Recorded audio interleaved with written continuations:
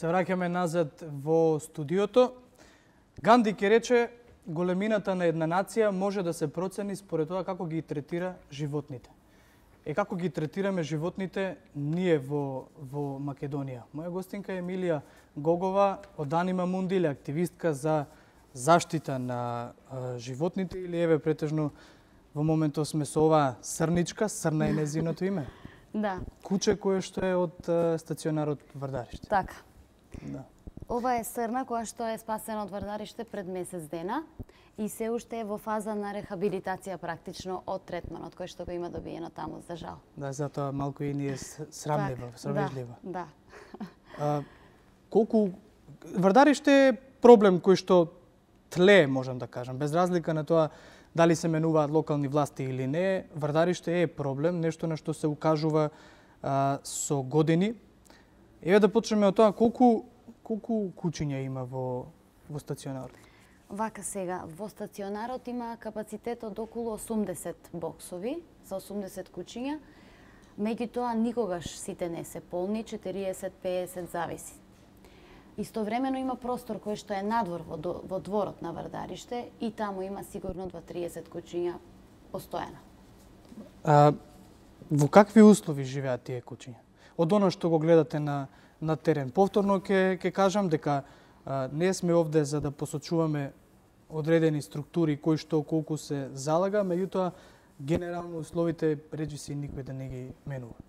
Така. Какви се условите? Од оно барем што го гледате на терен, ние постојано гледаме на социјалните мрежи видеа кои што ги изработуваат активистите, ако никој друг, кои што стварно прикажуваат еден, па можам слободно да кажам, еден нехуман третман на кучето. Дефинитивно, значи тоа е зборот кој што одговара, нехуман третман.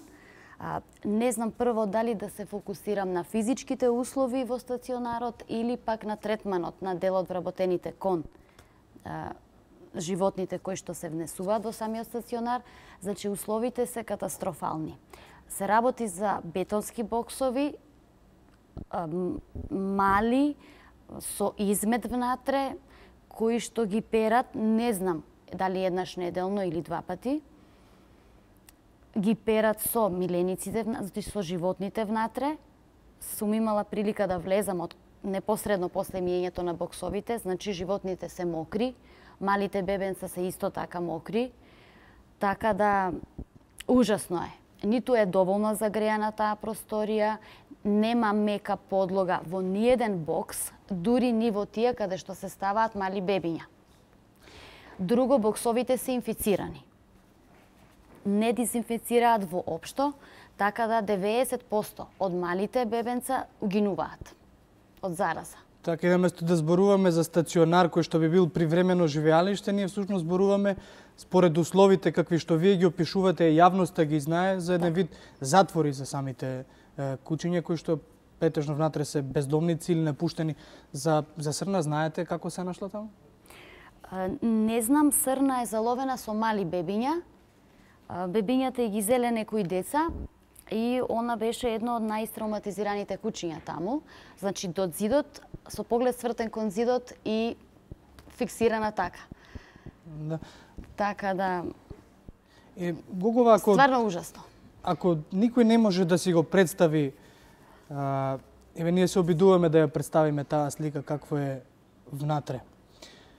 Постојано активистите упатуваат на тоа дека правиот љубител на животните, или пак еве да кажеме на кучињата генерално како домашен миленик, веројатно и не треба да прави разлика помеѓу расно куче кое што ќе го плати и куче кое што ќе го земе од стационарот. Апсолутно.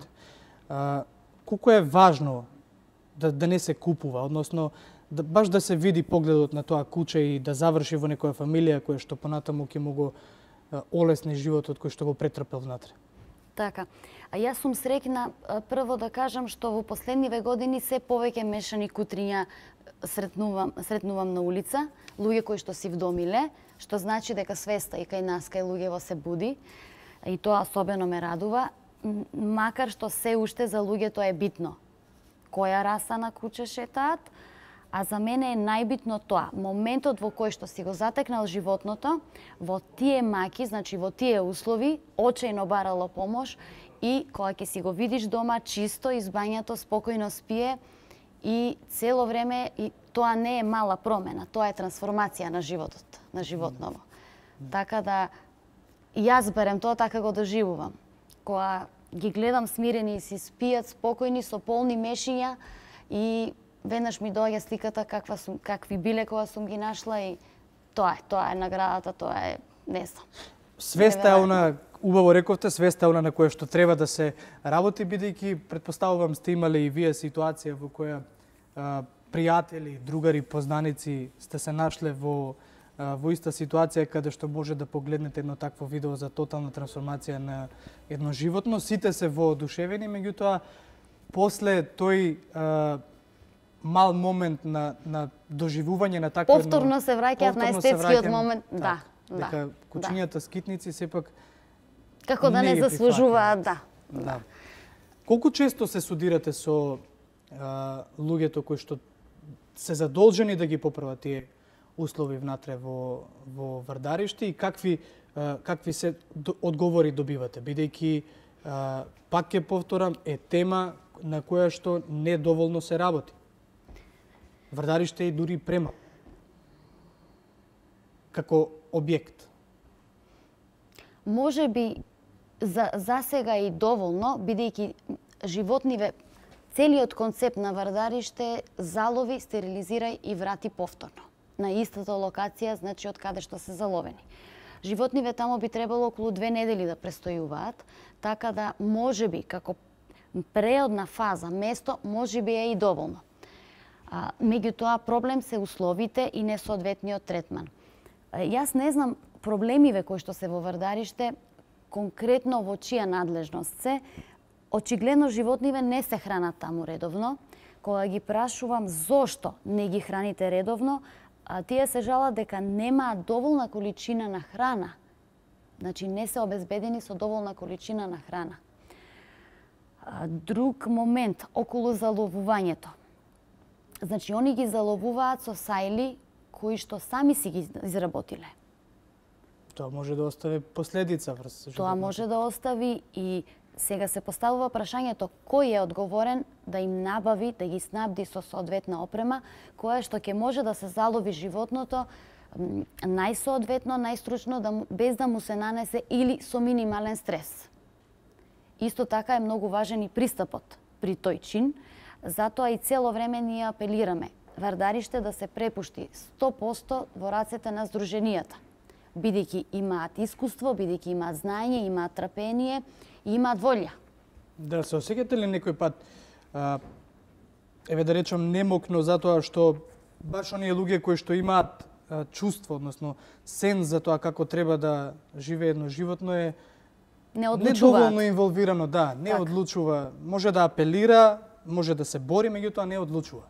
Дефинитивно.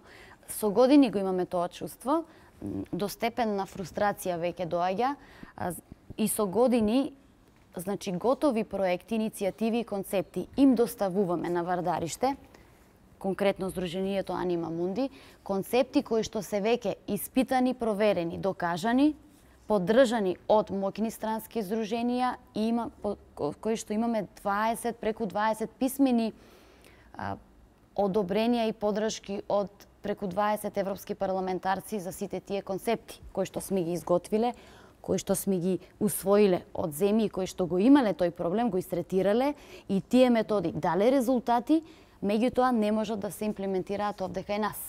Наидувате на бирократски пречки или кои се изговорите со кои што се соочувате кога ја давате таа идеја? Едноставно не се прифатени. Не се прифатени или се прифатени во теорија, а после тоа не се практично имплементирани. Обично тие концепти се прифатени од луѓето кои што во моментот кога се борат за власт, сите тие концепти се усвоени, после тоа ништо од тоа не се применува практично. Иако еве изминатиот период особено се гласни активистите за тоа какви се условите внатре и како што рековте дека во еден исти кафес или бокс, како и да се нарече, се фрла и храна, се дава храната во исто место каде што е изметот на самото куќе. Тој е просторот. Тие се условите внатре, значи боксови кои што се уринира на секаде и животново не сака да јаде храна која што е потопена во урина. Да. Колку често комуницирате со луѓе од надвор кои што го имаат, еве како што рековте, се справиле со истиот проблем, кој што можеби би можеле да помогнат да ви дадат насока како најдобро може да се истретира овој проблем?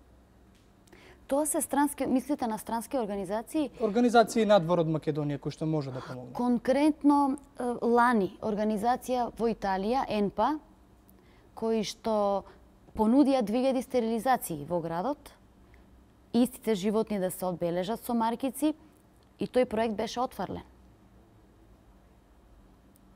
Така да можете да замислите. Да.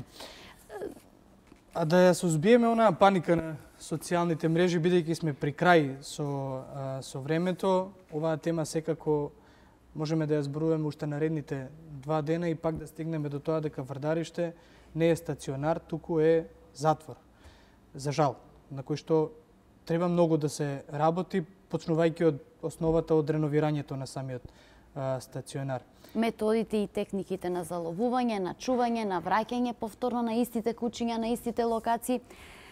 Јас вака ќе си дозволам да ја префрлам вината на комунално предпријатие, на Вардариште, кои што куќињата кои што ги заловуваат од една локација, не сите куќиња ги враќаат на истата локација. Практично тие вештачки создаваат глутници, старите постоечките куќиња кои што си ја чуваат територијата не им дозволуваат на новиве да влезат. Да, чисто за секој да разбере дека куќето всушност како животно си има своја психологија и тоа треба да биде прифатено, да. Така, дефинитивно ние не можеме против тоа. А се шират паники дека всушност китниците напаѓаат луѓе. Се има случајно да, луѓе да има реални ситуации. Реални ситуации, поголемиот дел од ситуациите се резултат на паника и дури измислени ситуации. Меѓутоа, еве да се базираме на оние кои што реално се случиле, јас верувам дека животни кои што се нахранети, кои што се стерилизирани, значи немаат причина да каснат, доколку не се испровоцирани за тоа. Може би не од жртвата, може би биле испровоцирани од некој друг лик предходно. Од своето предходно искуство, да. Во секој случај, животните не се виновни. Значи, треба да се враќаат на истата локација и комунална хигиена не е институција која што треба да се занимава со куќињата бездомни.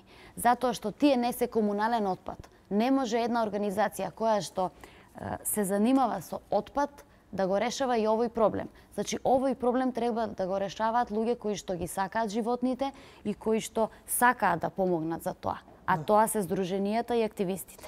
Гогова, јас овде ќе ви се заблагодарам затоа што одвоивте време да бидете дел од Студио 1. Се надевам дека следниот пат кога ќе разговараме од ова студио, ќе зборуваме за една повесела тема, тоа е дека овој проблем ќе биде надминат и некој ќе работи да го надмине. Да се надеваме, да.